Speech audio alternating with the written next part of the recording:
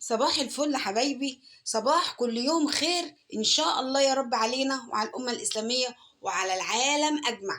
كل سنة وانتم طيبين. أختكم هناء بتقول لكم النهاردة هي ناوية تعمل مفاجأة لأصحابها، ناويين ناكلوا لقمة طيبة.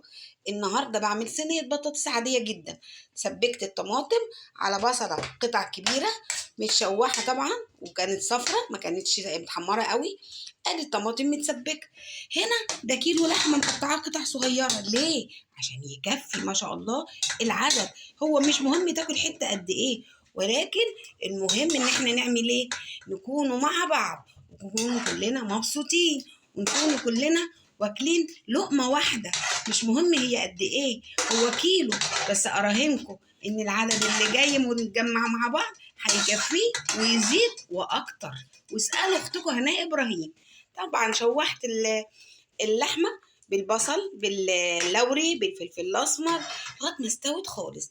هنا دلوقتي هديها 10 دقايق في الصلصه المتسبكه. خلي بالكم اللحمه كده ايه مستويه، ولكن انا احبها تبقى مستويه بزياده وبزياده وبزياده. دي دلوقتي بقت صينيه بطاطس باللحمه. اعمل لها ايه؟